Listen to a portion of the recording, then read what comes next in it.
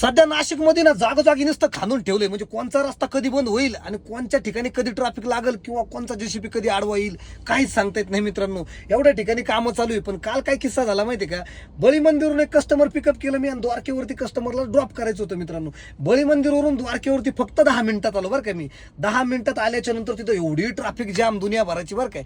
आणि कस्टमरला फक्त 100-1 मीटरवरती सोडायचं होतं, म्हणजे पायी गेलं ना तर 1-2 मिनिटं लागतील फक्त जायला, एवढा डिस्टन्स होता. कस्टमरला काय बोललो, सर म्हटलं तुम्ही पायी जा, तुमचा टाइम वाचून जाईल. कस्टमर ऐकायला तयार नाही म्हणे आम्ही पैसे दिले तर मला तिथपर्यंत सोडा. कस्टमरकडे बॅग बी नव्हती, काय नव्हती, एकटा यंग मॅन होता मस्त बरं काय. तर ऐकायला तयार नाही. म्हटलं अहो सर, म्हटलं तुमचा वेळ वाचल, म्हटलं इथं ट्रॅफिक किती, म्हटलं खूप वेळ होऊन जाईल म्हटलं तिथपर्यंत पोहोचायला. इथून तुम्ही चालत गेले 2 मिनिटाचं काम नाही, म्हटलं तुमचं लोकेशन पोहोचून जाल तुम्ही. ऐकायला तयार नाही, एकदम आकडू माणूस बरं काय. गाडीमध्ये 25 मिनिटं गाडीत बसलेला माणूस होता, 25 मिनिटं.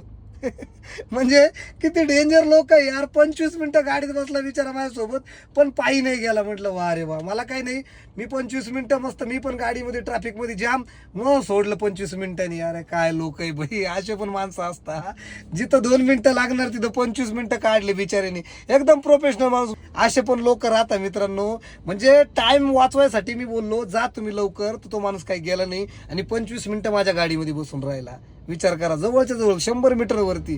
कठीण काम आहे यार लोकांचं खरंच. तर नाशिकच्या रस्त्याचे कामं कधीपर्यंत पूर्ण होतील, तुम्हाला काय वाटतं मित्रांनो, कमेंटमध्ये नक्की सांगा. आणि व्हिडिओ आवडला तर लाईक करा, फॉलो करा आणि शेअर करायला विसरू नका. धन्यवाद पब्लिक.